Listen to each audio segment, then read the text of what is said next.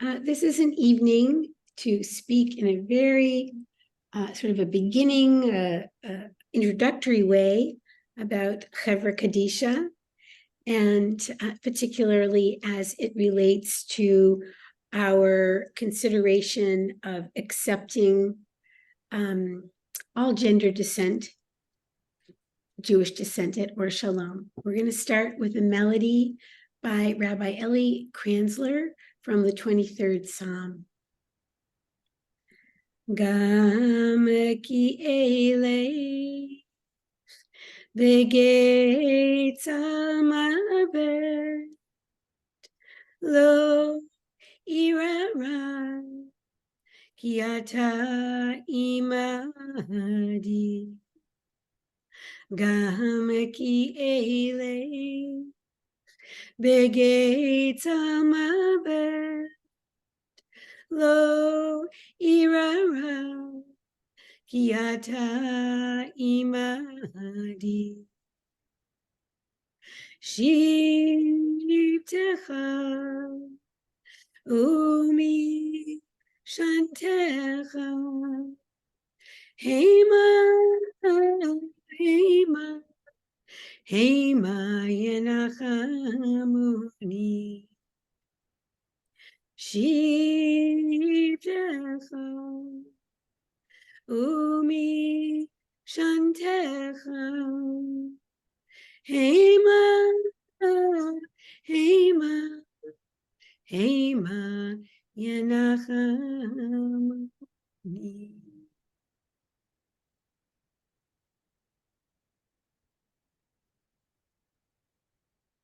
So as we approach our dialogue on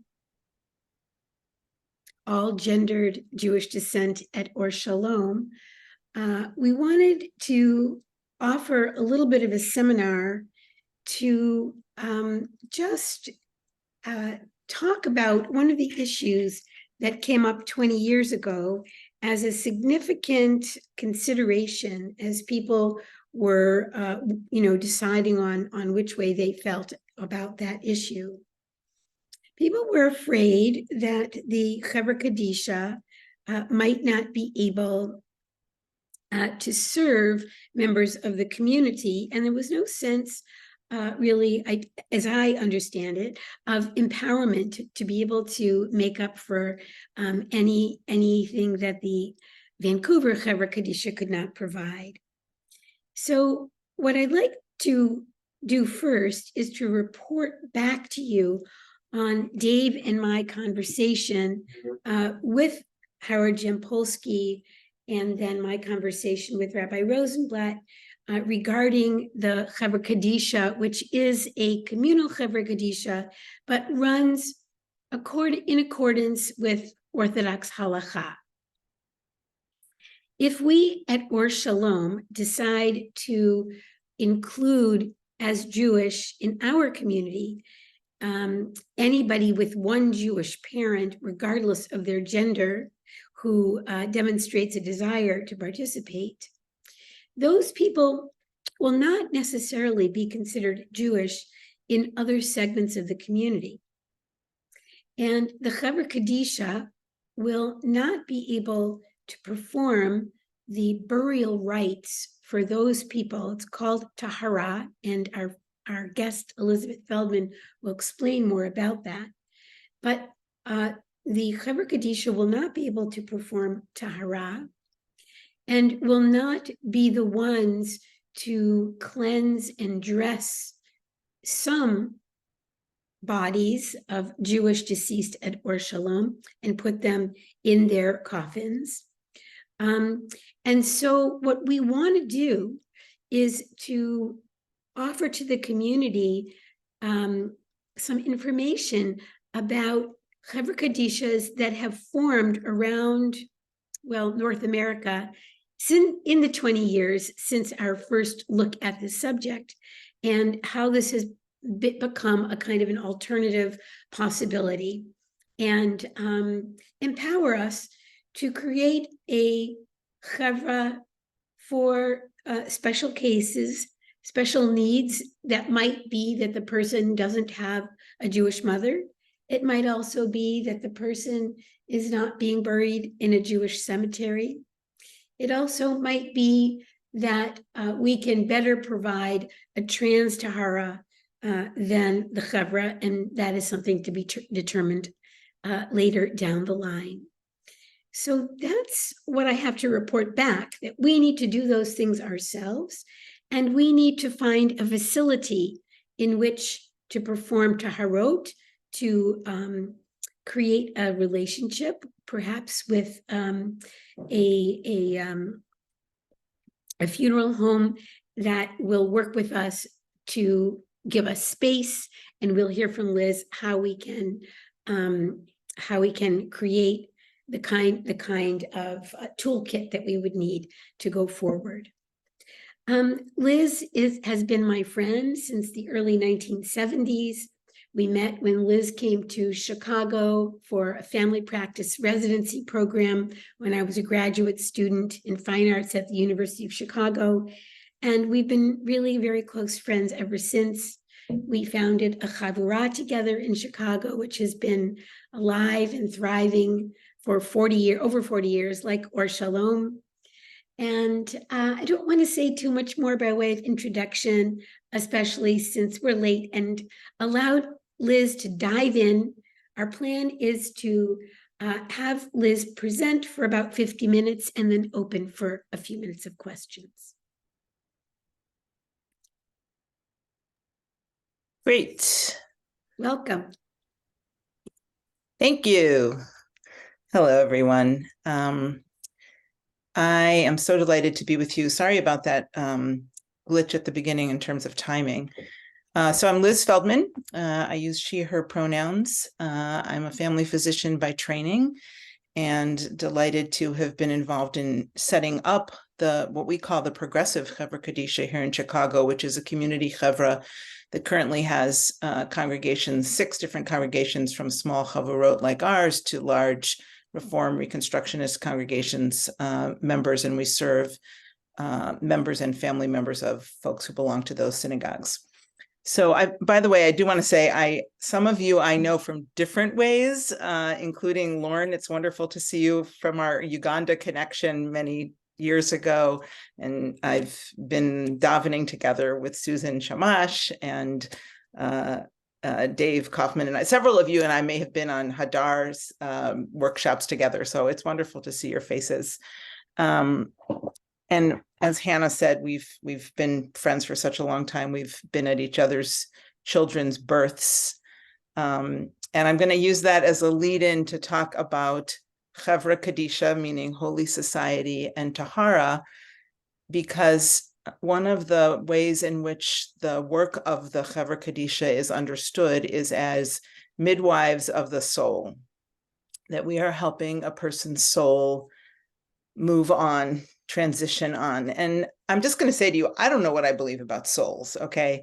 But I will say that my participation on a team preparing someone who's just died for their burial is just hands down the most meaningful, profound spiritual experience that I have had.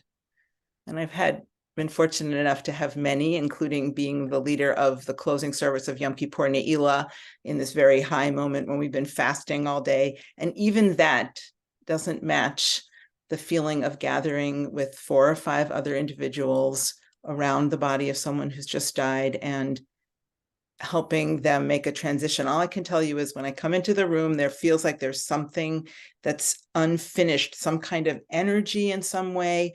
And as we focus on our work and we're quietly completing the tasks, which I'm going to explain what they are, there's a feeling at the other end that something is solved or closed over, that there's been a closure of some kind and things have calmed down, and it's really quite profound. What I'd like to do is just, first of all, how many of you, there are people here who serve on the Vancouver Chevra already. Am I right about that? You know what I'm seeing, let me switch back to. I see Tilly. Great. So it's wonderful to have some of you here, and I hope we'll have time for a little bit of the question answer dialogue at the end, and happy to hear your thoughts as well. And also I want to say, by the way, for people for whom this is all new, who are going, wait, what's going on here? I grew up in a Reform congregation, was very involved in youth group. I had no clue about anything to do with Jewish end-of-life rituals until my father died maybe 28 years ago. And I was asked, at the funeral home, did we want this or that? And I didn't know what this or that was. But it was explained to me that there is a holy society, a Chevra Kadisha, which is mentioned in the Talmud. Actually, it goes back as far as sometime between 200 and 500 BCE. There are documented stories about Chevra Kadishas throughout Europe in the Middle Ages, including the 1500s in Prague. And the Chevra Kadisha is basically responsible for, as Rabbi Hannah said, tahara, which is purification, like tahor, right? We say, or Elohai neshama shenatata bi tahorahi, the soul is pure. They're also responsible for halbasha, which means washing.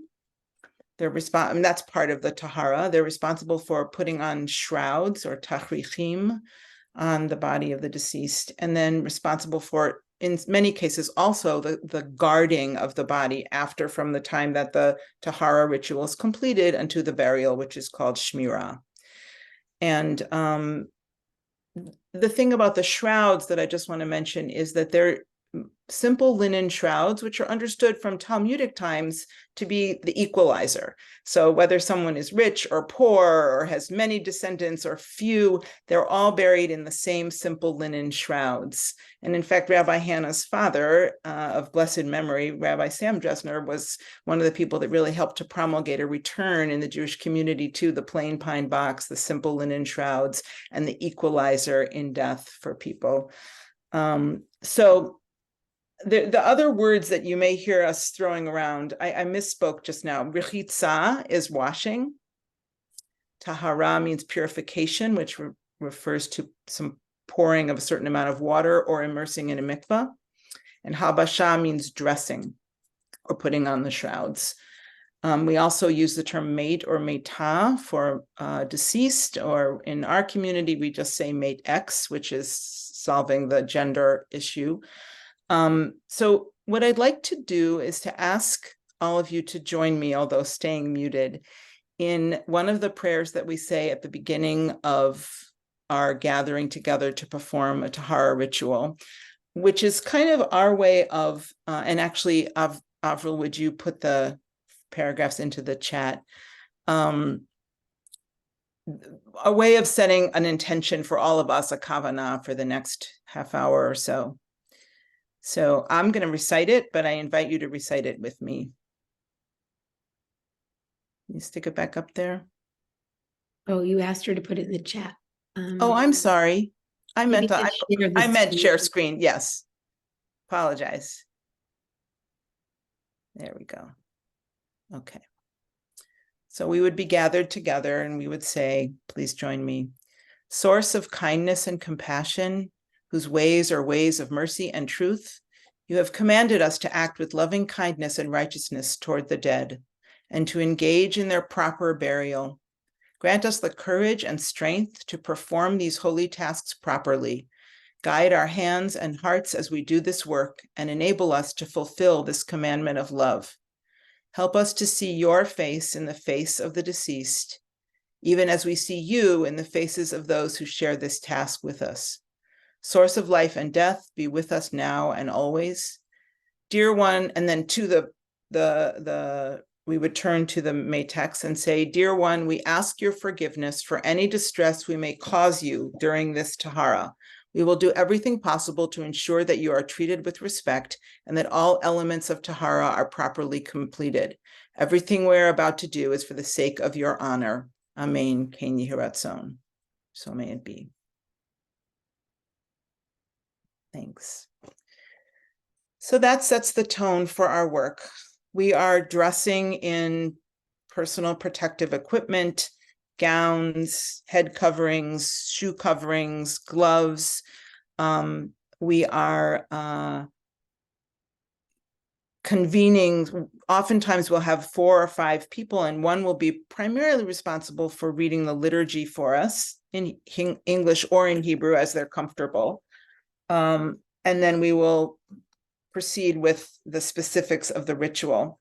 I want to just give you some of the underpinnings, though, for about 5 minutes of the important qualities that we are trying to exhibit. So one is kavod hamet, or honoring the dead, and respecting and honoring the wishes of the dead. And of course, for your community, for Or Shalom, this would include honoring all the members that you're going to be serving, including trans members of the community, with kavod, with honor. There's also a concept of kavod hachai, which is honoring the members of the chevra. And this is by way of making sure that the people who are participating in a particular tahara feel comfortable with the nature of it. The other main principle, besides kavod hamet, is nichum avelim, or comforting the mourners. And those are really, in a way, the main Jewish principles that underlie the entire ritual. Everything that we're doing, we are either doing for kavod hamet and for nichum avelim. An example of this was many years ago, our chevra was asked to provide a tahara for a woman well into her 90s who apparently had taken up ballroom dancing in her 80s. And her family and she wanted a traditional tahara, and she wanted to be buried in her ball gown that she had made herself, blue with lots of sequins and lots of embellishments, because this was really, really important to her.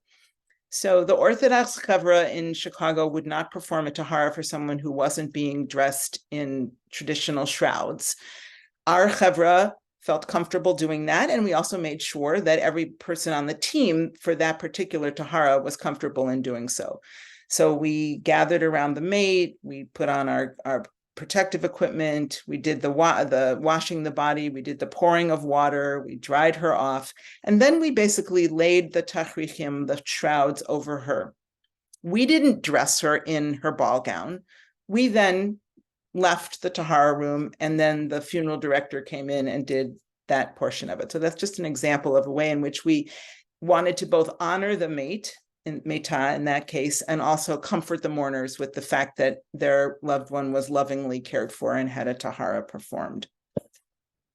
The other thing about this mitzvah is that it's a mitzvah for which there's no reward.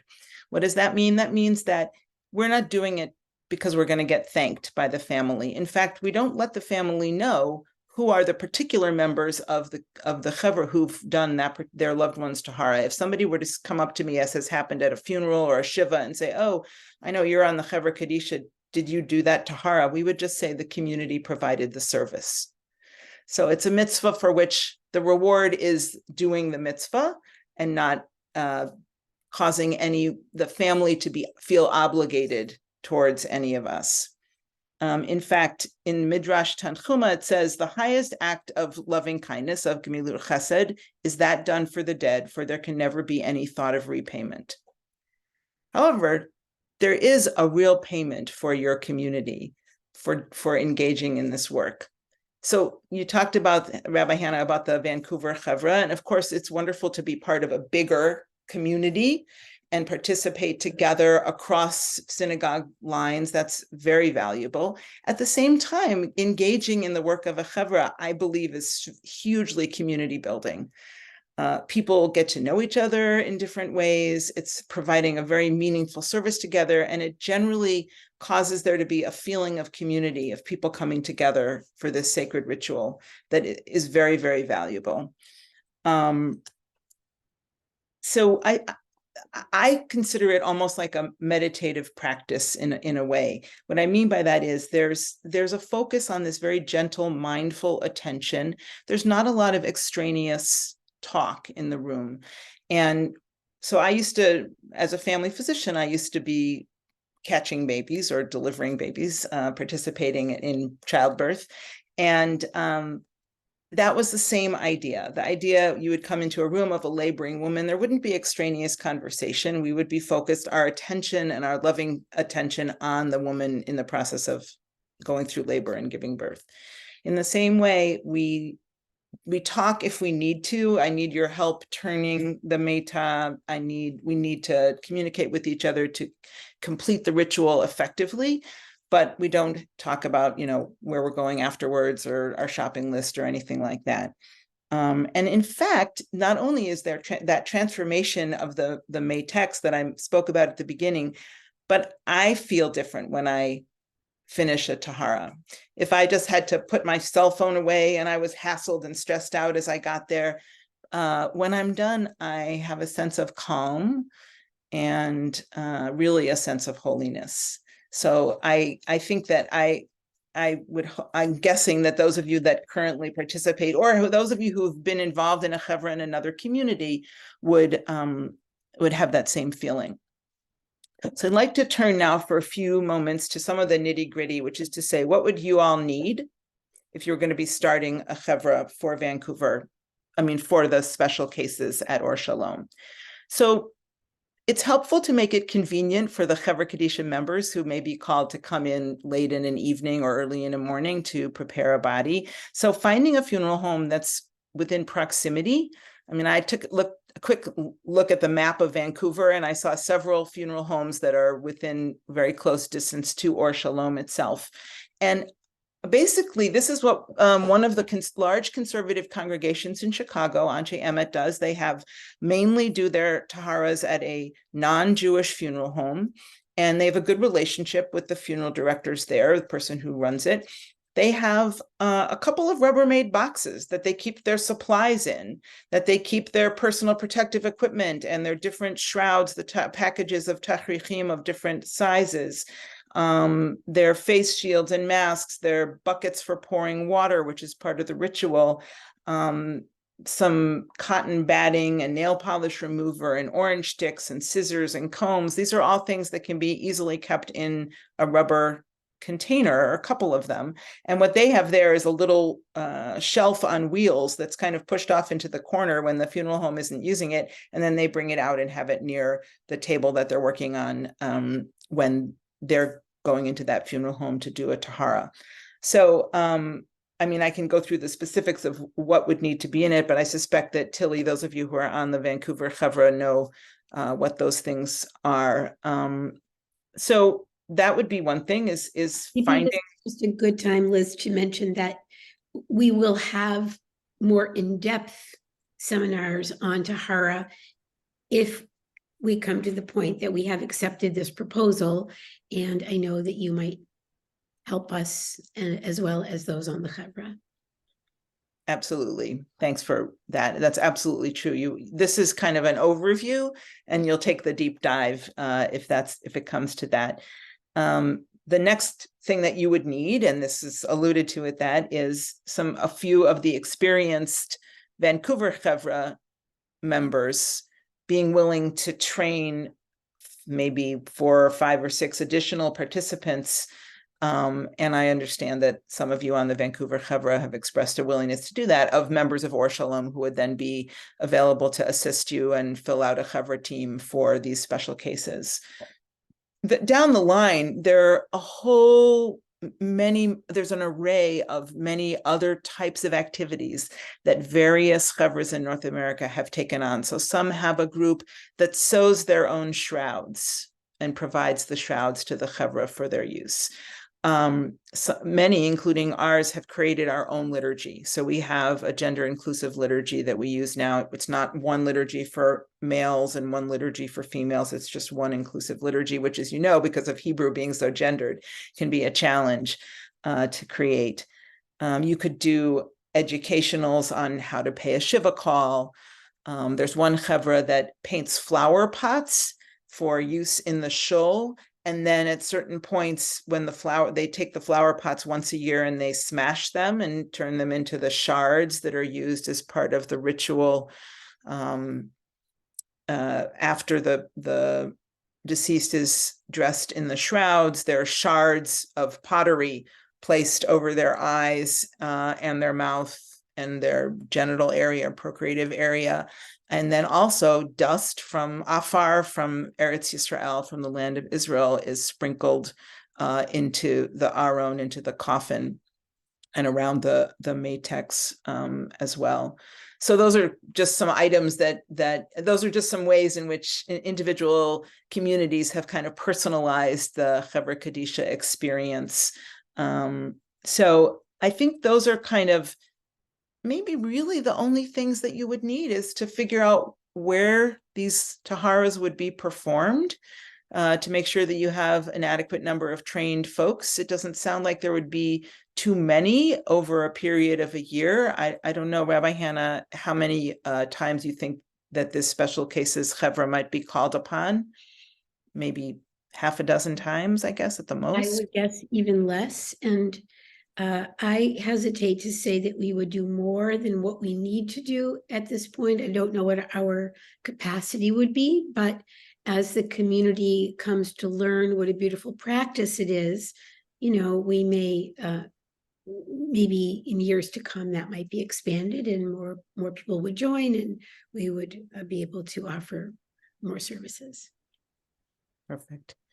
So there's one other underlying principle that I find really important to mention, which is there's not very much in the Jewish halacha, the law, about conducting a tahara.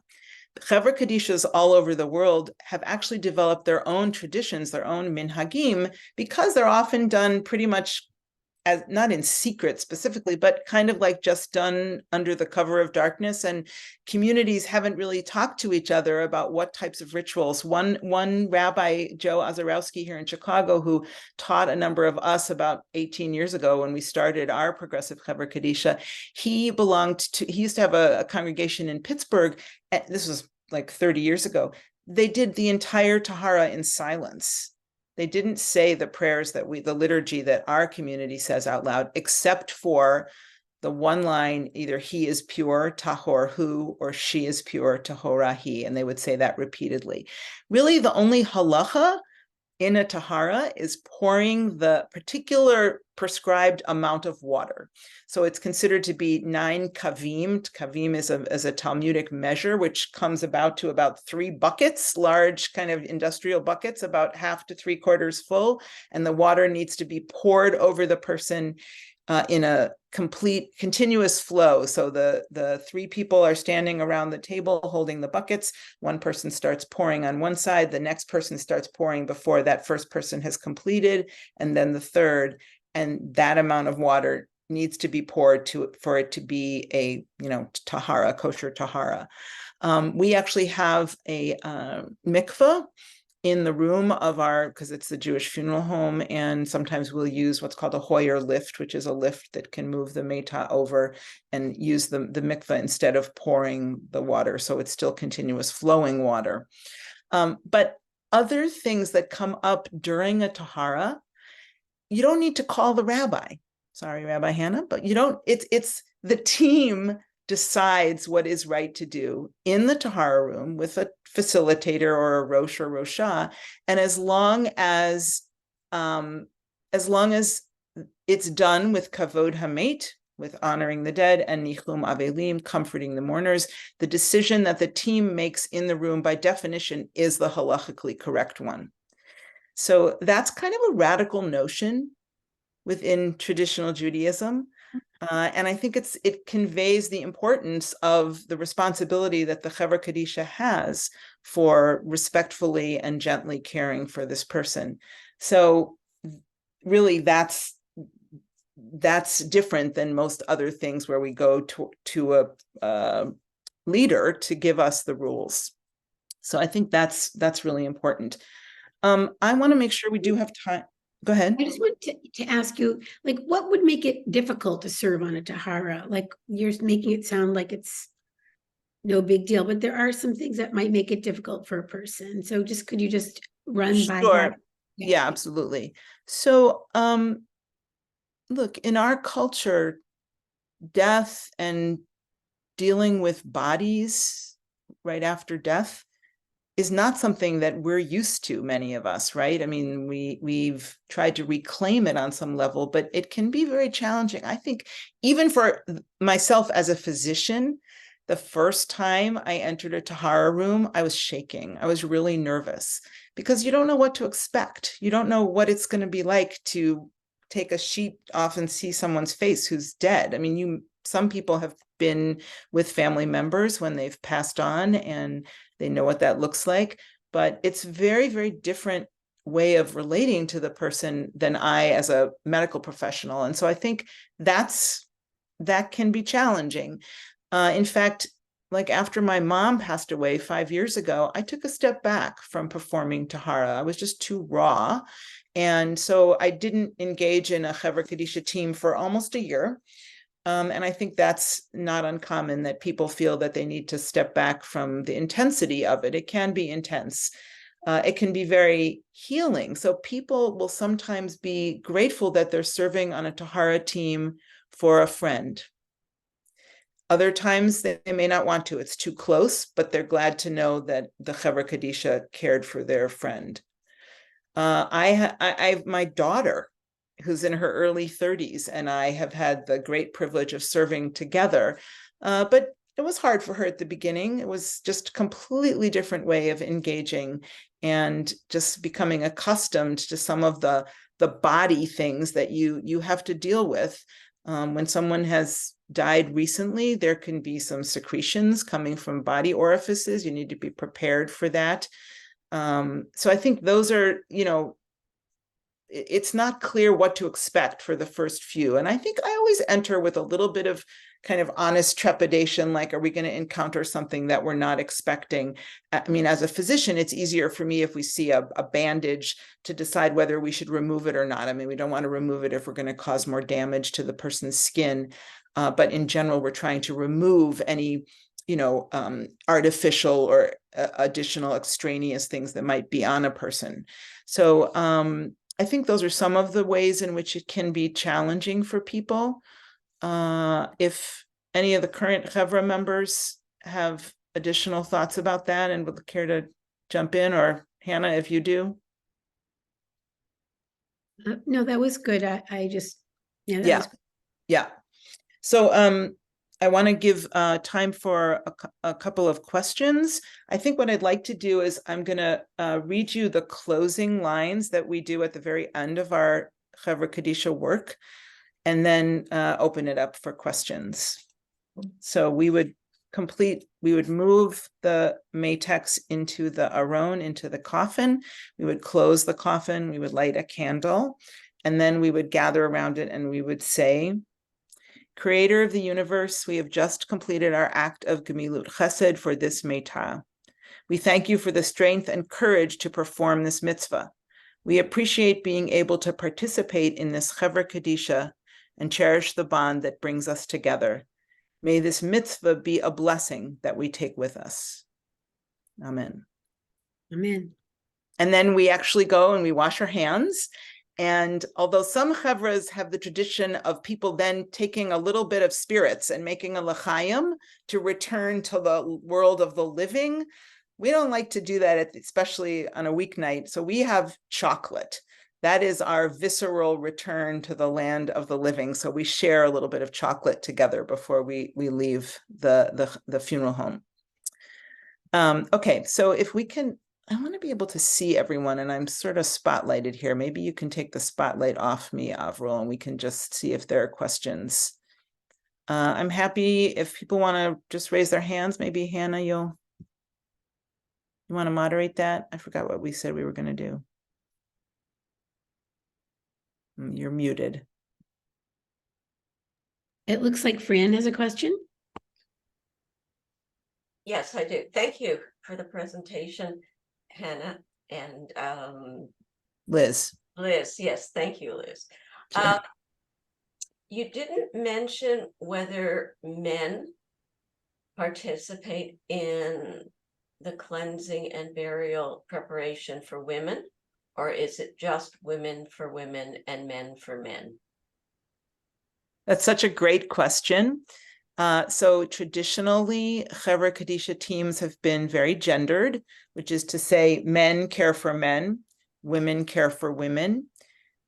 Genderqueer or gender expansive folks have begun to help us figure out the best optimal way to provide with care and dignity for them as well. And so different chevras have managed that in different ways. In ours, if someone identifies that they would be comfortable serving on both teams, they can. We always need more men because we have far fewer men serving in our Chevra Kadisha. Traditionally, also because of modesty, if there aren't enough men to care for a cis male, then women can serve on a team to prepare a man's body, but the converse is not the case. Men cannot serve on a woman's team out of modesty. So it can be handled in different ways. That's the way most chevras, I think, currently handle it. And there are lots of teshuvas or different traditions coming out around trans tahara. We're not going to get too much into that, but so that's also something that's been thought about, is who should serve on a trans tahara team. Dave and Tilly had, I'm not sure which of you. Hi, Liz. Thank you for the presentation. Our question was about water.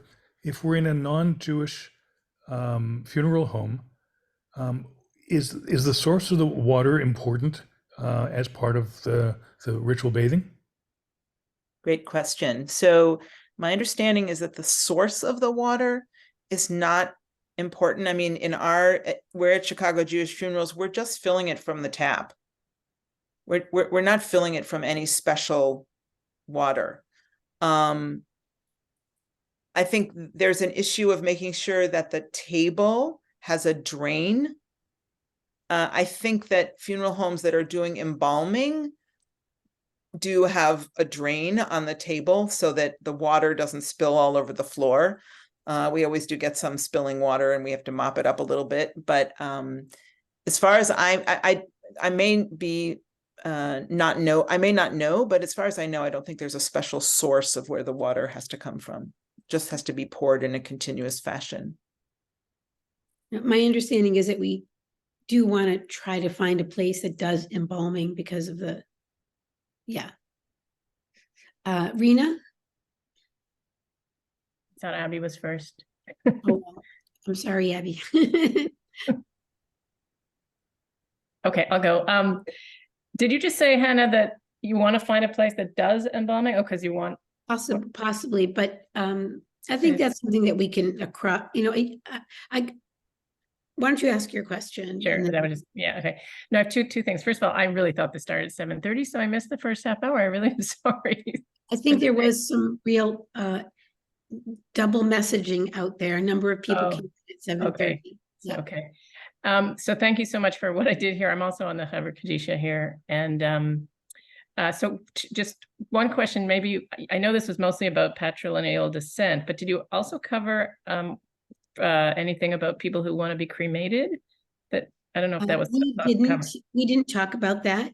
Yeah. But since at our cemetery we do bury cremains, it's something that we could, the rabbi of the community could decide whether a tahara could be provided for someone that's being cremated. I know that in Victoria that is something that's done.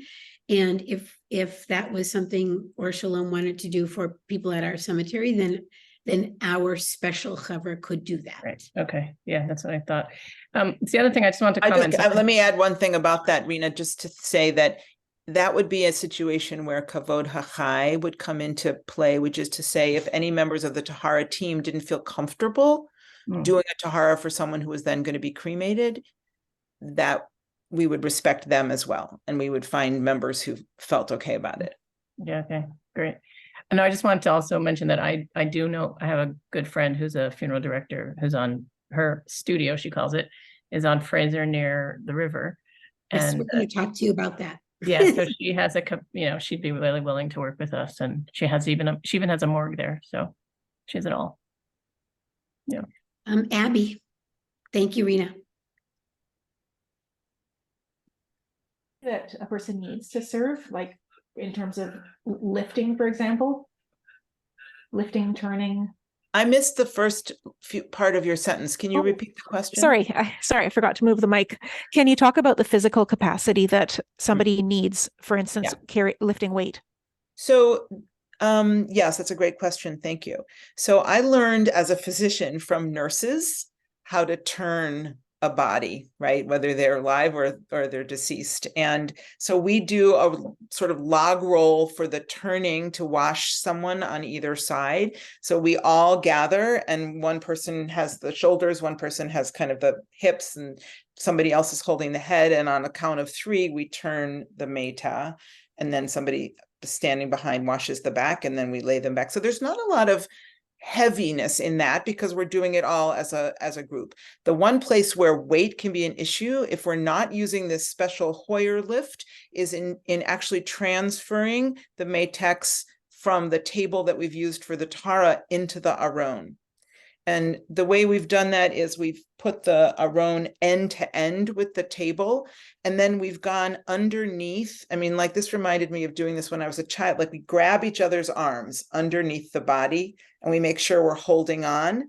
And then we bend our knees, and on the count of 3, we lift and we move, kind of shuffle to the side.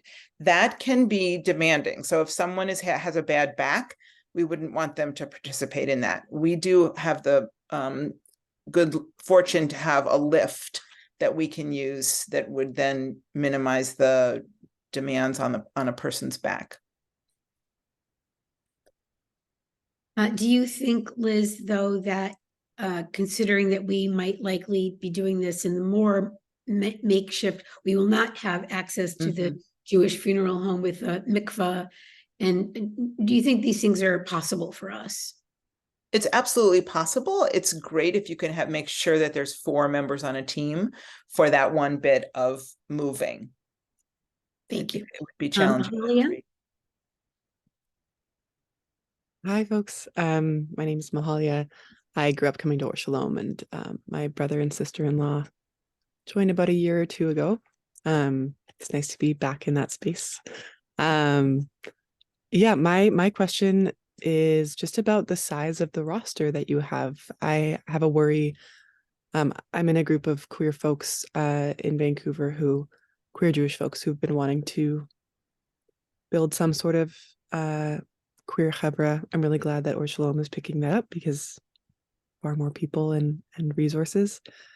Yeah, a worry of mine has been, like, how do you build enough people who are ready to do this so that you can meet demand once word is out and not leave people hanging, since our turnarounds are so quick following death in Jewish tradition. Yeah, how many folks are in your What we're interested in doing is creating something that would not hopefully be in high demand. What we're interested in doing is creating a chevra that would serve Or Shalom and serve people who are members of Or Shalom who would not be granted a tahara by the Orthodox run Chevra Kadisha. Now, that doesn't mean that if we, decide to go forward with this, that we wouldn't decide to partner with other groups. And partnering, with a queer tahara group would be totally great, so long as we could work everything out. We're just not at the place yet of quite considering that. And for us, at the beginning, we would not expect to be doing a large volume of this work. Does that answer?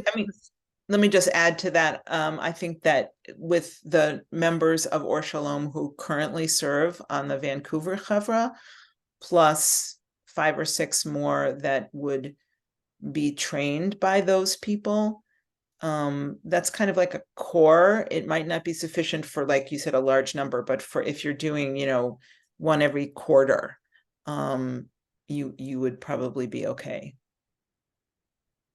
That's helpful. Thank you. Lauren. And we can talk more, Mahalia. Lauren, you're still muted. Go ahead. Hi, Liz. Hi. Huevale, ñavo. Huevale, ño. I'm registered with the provincial government to donate organs. So what's the logistics for people who have donated organs to go through this process? So that's a great question. If a body has been either in the morgue or in the province of the medical examiner or is having organ donation, those things will be accomplished before the Chevra Kadisha receives the body. I know that our medical examiner in Cook County, if they know that this person is then going to be going for a tahara, this might be hard to say, but they will take precautions with what they have to do so that we're able to do a tahara on a body. So if they've had to do an autopsy, which involved cutting the person open to look at their insides, they will sew it up extra tight so that there's not fluid seepage, and so it enables the Chevra Kadisha to perform a tahara. And I would assume that the same would go for if someone had organs that were harvested prior to them being, coming before the Chevra Kadisha. So you might say that this would be one of the more difficult situations for a team. I think emotionally, yes. It would be a challenge. I know I've done those. I don't know, Tilly, if you guys have or no. Okay.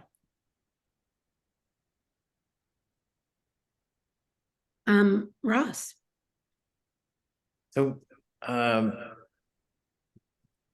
maybe a silly question, but is there, I know that from the moment the body gets to the Chevra, there's Shomer.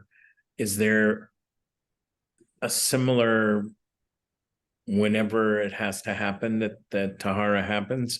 Or can the team say, okay, let's meet at 7 p.m.? Well, that's a great question, actually. So the guarding piece is one piece, which can be done by anyone. It doesn't have to be someone who's a member of the Chevra. So that piece is usually easier to find people to fill up a schedule. As far as when the Tahara takes place, the bottom line is when the funeral is going to be. So if the funeral's at 11 a.m. tomorrow, we can either do it, and our coordinator will say there's a funeral at 11 a.m. tomorrow. I need a team. Do we have a team leader? Do you want to do it at 7 or 8 o'clock tonight? Or do you want to do it at 7 or 8 tomorrow morning? Not usually 7, but like 8 a.m. tomorrow morning. And then depending on who's available and whether there's a team leader or Rosha that says, well, I can do it, but I can only do it at 8 p.m. tonight, then we get a team together for 8 p.m. tonight. So the coordinators do have a stressful job to find a crew at that short interval time. I think in this situation with the special cases one, that everyone would be kind of on call for those unusual times and do their best. But it might still be a situation where is it going to be at 8 o'clock tonight or at 8 a.m. tomorrow morning? It generally takes somewhere between an hour to an hour and a half. So obviously you'd need to complete it usually closer to an hour and a half for us. We also debrief afterwards, so we have a little bit of a chance to kind of process something that was special or meaningful about a particular tahara with our team. But so obviously if it's the funeral's at 10, you wouldn't want to start a tahara anything later than 7:30 or 8 a.m. or more likely you'd want to do it the night before. Yeah.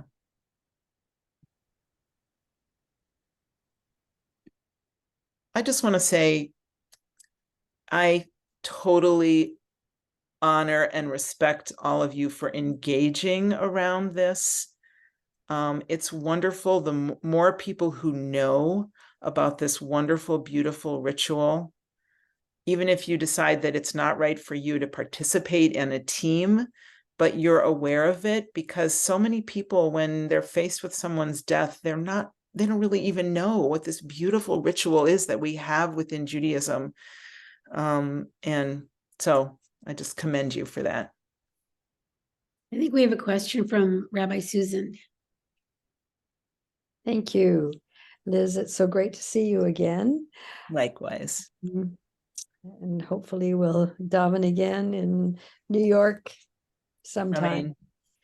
I wanted to follow up on Ross's question about Shmira, though, because the body needs to be guarded from the time the person dies, basically, until they're buried. And so there's an additional need for people to actually sit with them at the funeral home before the Tahara and after the Tahara. And so that's another team, basically, that's needed, isn't it? Well, it depends on the individual funeral home. I don't know how the Vancouver Chevra handles it. I know here in Chicago, we also have shomers. We have people who are professionally paid to do shmirah and for whom it's a livelihood. In Chicago, many of them are older Russian men for whom this is the way that they, make some money. And so I think we're allowed to do shmirah if we want to for someone. I mean, Hannah and I had the sad but beautiful time together around shmirah of a young member of our chavurah who died very, very suddenly. He was a very close friend of Hannah's. And it was very meaningful for the community to come together and do shmirah. So we did it then. In other situations, we would allow the funeral home's shomer to then earn their living. I just want to chime in and say we will not have that backup of a Jewish funeral home doing that for us. We would be doing that. I'm not positive. Well, one thing I have wanted, it's a project I never got to, and maybe I won't get to it, is to develop shmirah within the Or Shalom community. And I found it difficult actually to work with our Jewish funeral home around that because they didn't really want to have just lay people coming in to do shmirah. It was easier for them to have their paid person. But in many communities, that is, a great kavod, just like being on the Tahara team, being on a shmirah team is a great kavod. And it's actually usually done. That part is usually done by people who knew and loved the person, even by family members who just take turns for 24 hours to, or whatever it is, to give that honor to a person that they cared about. And that's something that could become part of our culture. I know you have your hand up, Rena. I just want to see if anybody who hasn't. I see Myrna has her hand up. Myrna first, Rena, I'm sorry. Sorry, I just wanted to say my memory is not so good, but I know for sure I was on a shmirah team for someone who passed away in our community. And so we have done it. Yeah. That was the only time that I can remember that we did it. And I know Dave's done it. A few other people have done it. Okay. It's not the norm here, whereas some places it is the norm. Okay. Yeah. Just wanted to say it was done here. Okay. Thank you. Irene, I want to come to you in a moment. I just want to make sure that people understand that we will visit this again if we pass this proposal, and we will also, we'll talk in depth about all the parts. And I want to make sure that people have the information that they feel that they need to move forward and enter our dialogue on gender inclusive dissent. For some people, this was a big issue the last time. Just want to make sure you ask any questions that you want to ask about how doable this is for Or Shalom, our capacity to take care of, to take responsibility for changes that we might make. I'm going to go to Sophie, and Rena will take you on the second round. Yeah, so I guess to ask about that directly, I know that the liberal or progressive movements in American Judaism have recognized patrilineal descent for much, much longer than it's been done in Canada. But have you had any issues with this or any issues with Kavod HaChai related to somebody's Jewishness not being recognized? So if a family goes to a funeral home in Chicago and wants tahara, and there's anything that the funeral directors think there's two Orthodox chavras here wouldn't feel comfortable with, even something like a woman wearing a talit, wanting to be buried in her talit, they won't do that. So then it just automatically goes to the Progressive Chevra Kadisha. And if someone comes to us for a tahara, we don't ask about, dissent. And we don't actually ask the members joining the committee either. If they're joining the Chevra, if they're members of a congregation that is a member of the Progressive Chevra Kadisha, then that's enough vetting. We don't ask if someone keeps kosher or if they keep Shabbos or anything like that. They're Jewish, they want to serve on a team.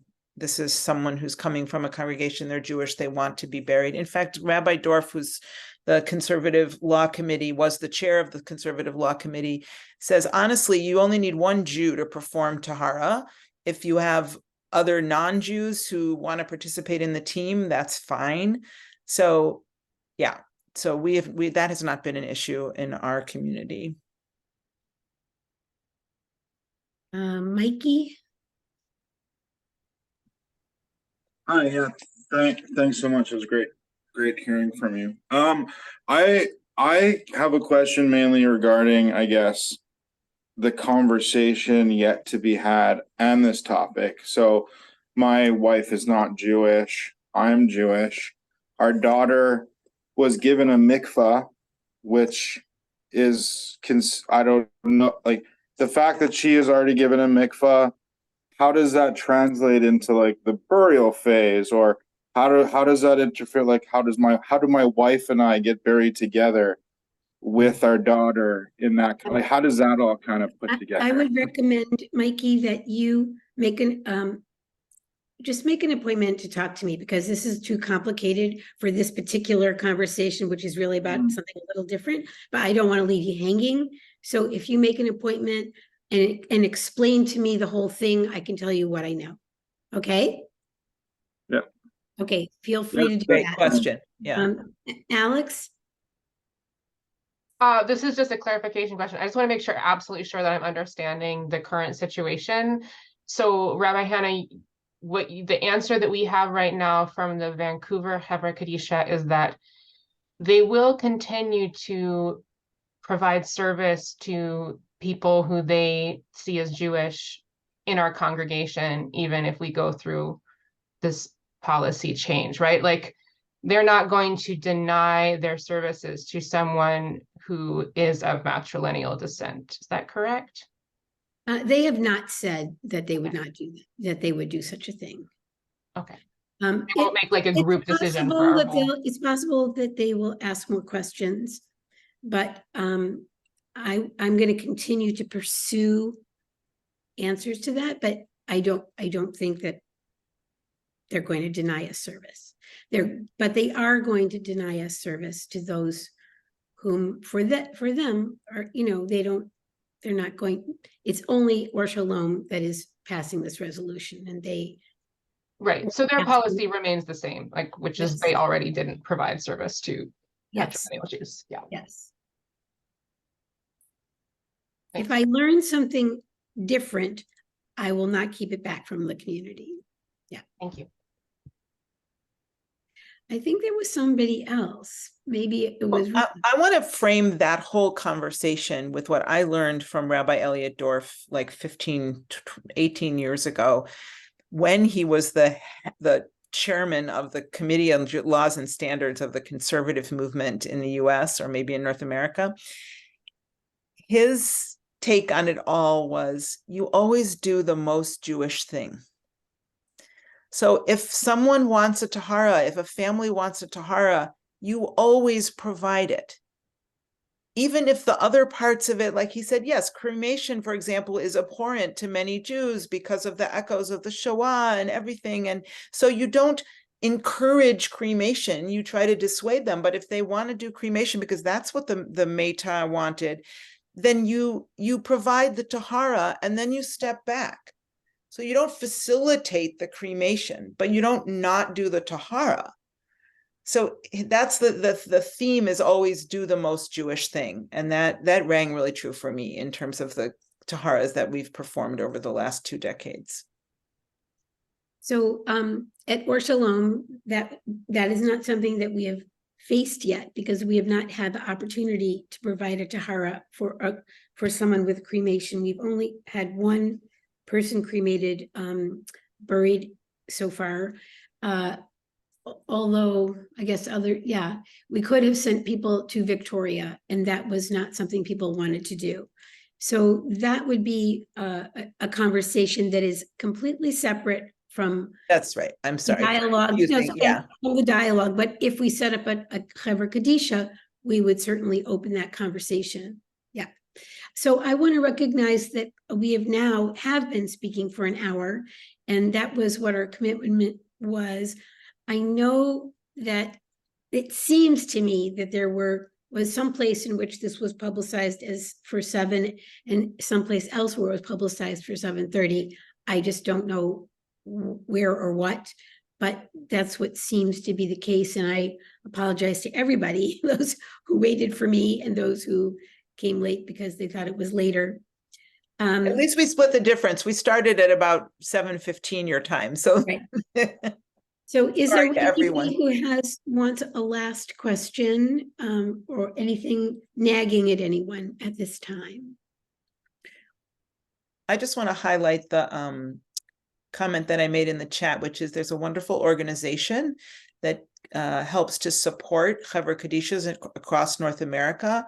It's called Kavod V'Nichum, and there are a large number of resources. There's a wonderful pamphlet done by the Boston Community Chevra called Towards a Gender Inclusive Chevra Kadisha, and I encourage you all to explore the resources available on their website. I believe we had a chair of Kavod V'Nichum on the men's Chevra in Vancouver a few years ago. Ross, what's his name? He looks at different, the guy that looks at Schwartz, something Schwartz. Yes. Yeah. What's his first name? Carrie Schwartz. Yes. Vancouverite, who was a chair of Kavod V'Nichum. It's a fantastic organization. And Jane gets the last question. They are doing conferences online still as of this past June, Rena. Sorry, go ahead, Jane. Rabbi Hannah, I'm just a little unclear as to what the next steps for us are going to be. Is it like first is the decision about patrilineal descent, and then yes, or about so we're going to leave this topic hanging. And we're going to, in January, we pushed it off because of so much going on with Israel. We pushed it from December to January. We will have our I guess, final dialogue on all Israel's children. Mm-hmm. And then based on that dialogue, which will be fully recorded, right? Just as we did the first time, everything everybody said, a digest form and not digest form, will all be available to the community.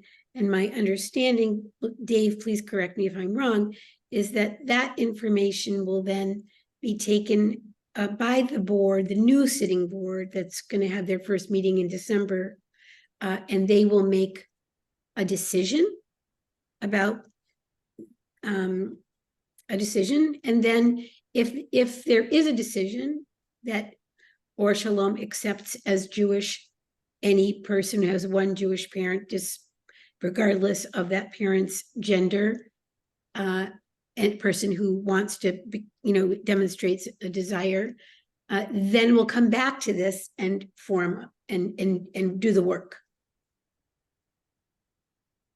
Does that make sense, Jane? Totally. Thank you. And who knows, maybe the spark has been lit and it'll get formed anyway. Dave, did you have anything to add to anything?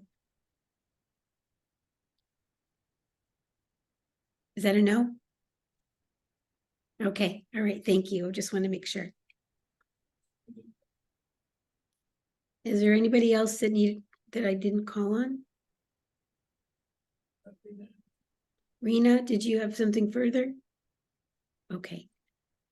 So I want to say, maybe we'll bring Liz to the spotlight again and unmute and thank Liz. And I hope that you can come up sometime, Liz, and experience our beautiful community and dive in with us.